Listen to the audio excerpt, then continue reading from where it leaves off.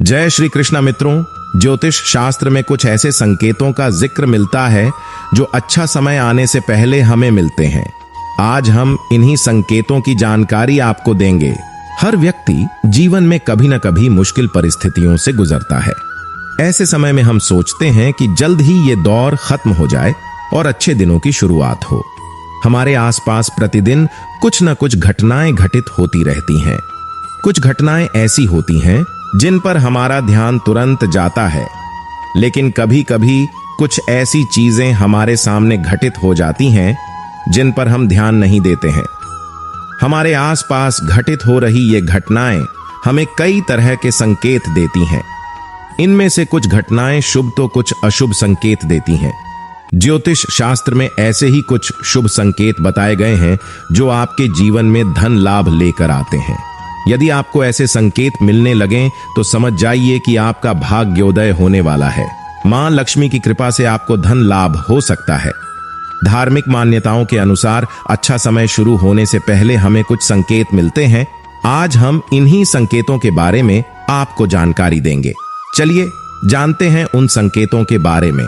Number 1, ब्रह्म मुहूर्त में नींद खुलना। बहुत सारे ऐसे लोग होते हैं जिनकी नियमित रूप से उठने से पहले आंख खुल जाती है।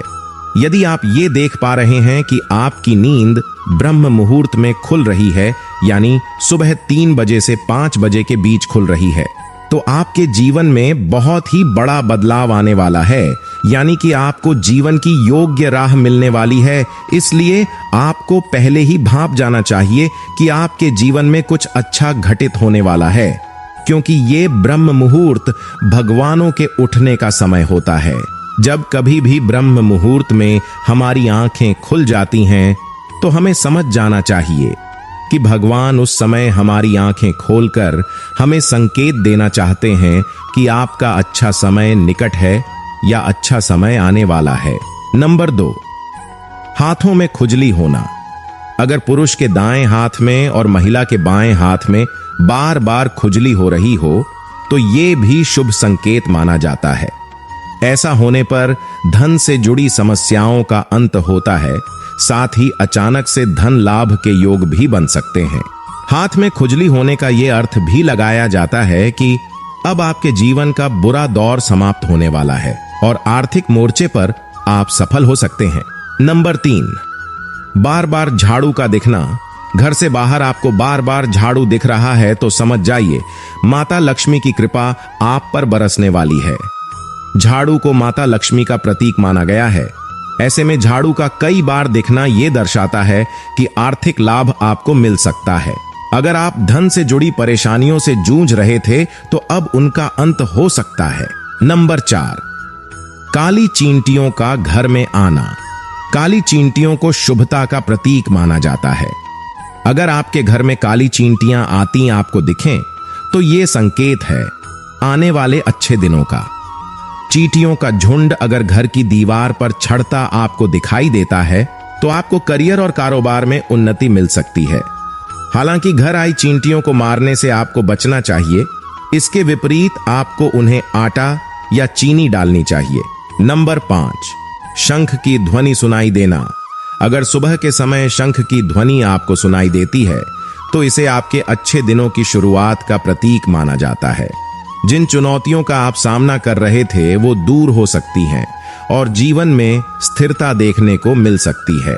नंबर 6, अनजानी सुगंध महसूस होना। आपको अगर अनजानी सुगंध का एहसास होता है तो समझ जाइए कोई सकारात्मक ऊर्जा आपके साथ है। साथ ही ऐसा होने पर आपके जीवन में भी अच्छे बदलाव आने शुरू हो सकते हैं। साथ ही कोई बड़ी उपलब्धि आपके हाथ लग सकती है। नंबर 7, सपने में सुनाई दें मंत्र। अगर आपको सपने में मंत्र सुनाई देते हैं तो यह बेहद अच्छा सपना माना जाता है। इसका अर्थ यह होता है कि असल जीवन में आप सफलता के मार्ग पर अग्रसर हो सकते हैं। कोई अच्छा बदलाव आपको देखने को मिल सकता है। मित्रों, भगवान श्री कृष्ण के ये 7 उपदेश भी आपको हमेशा जीवन में याद रखने चाहिए। नर्क के 3 द्वार हैं, काम, क्रोध और लोभ। जो व्यक्ति कामी प्रवृत्ति का होता है, जिसके मन में लोभ होता है और जो अत्यधिक क्रोधी स्वभाव का होता है, उसके लिए नरक के द्वार सदैव खुले होते हैं। अर्थात ऐसे व्यक्ति को तो सिर्फ नरक में ही जगह मिलती है।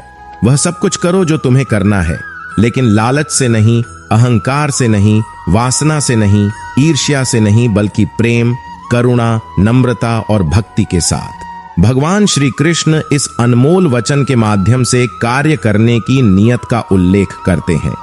जब किसी भी कार्य को करने में अगर लालच होगा, बेईमानी होगी, जलन होगी, तो वो काम न तो सही होगा और न ही उसके परिणाम फलदायी होंगे।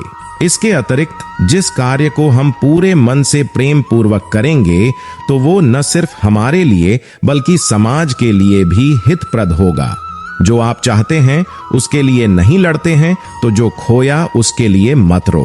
मनुष्य सब कुछ चाहता है, पर सब कुछ उसे नहीं मिल सकता। आपको जो नहीं मिला उसके लिए पश्चाताप मत करो, और जो आपसे खो गया, जो आपसे अलग हो गया, उसके लिए निराश भी मत हो। ठंड या गर्मी, सुख या दर्द का अनुभव करें। ये अनुभव क्षण भंगुर हैं। वे आते हैं और जाते हैं। उन्हें धैर्य पूर्वक सहन करें। समय एक सा नहीं रहता। आज दुख है तो कल सुख भी आएंगे, और सुख के बाद दुख भी आना स्वाभाविक है। आपको पूरे धैर्य और श्री कृष्ण पर विश्वास के साथ अपना जीवन निर्वाह करना चाहिए। सत्य कभी नष्ट नहीं हो सकता। अच्छा करने से नहीं डरना चाहिए। लोग अक्सर सच कहने से बचते हैं या डरते हैं, पर सत्य कभी छुप नहीं सकता और न ही कभी मिट सकता है। कितना भी छुपा लें, पर सच तो उजागर हो ही जाएगा। इसलिए जो बात सच पर आधारित हो, उसे करने या कहने और मानने से कभी नहीं डरना चाहिए। इस शरीर का मोह मत करो। यह तो माटी है, माटी में मिल जाएगा। अमर तो आत्मा है, जो परमात्मा में मिल जाएगी। लोग अपने शरीर को सुंदर बनाने में लगे रहते हैं, पर आत्मा की सुंदरता शरीर की सुंदरता से कहीं ज्यादा महत्वपूर्ण है। शरीर तो नश्वर है, मिट्टी ही तो है, तो मिट्टी में ही मिल जाता है, पर आत्मा अमर है। इसलिए आत्मा की सुंदरता पर ध्यान दो। आत्मा की सुंदरता अपने आप को श्री कृष्ण में लीन करने में मिलती है। जो हुआ अच्छा हुआ, जो होता है अच्छे के लिए होता है। कभी कभी विपरीत परिस्थितियां हमारी वर्तमान स्थिति को अच्छा करने के लिए आती हैं। मित्रों, ये 7 उपदेश आपको जीवन में याद रहने चाहिए, क्योंकि इन उपदेशों से आप सजग रहेंगे। धन्यवाद। आपको ये वीडियो अच्छा लगा हो तो वीडियो को लाइक करें, शेयर करें और चैनल को सब्सक्राइब करें।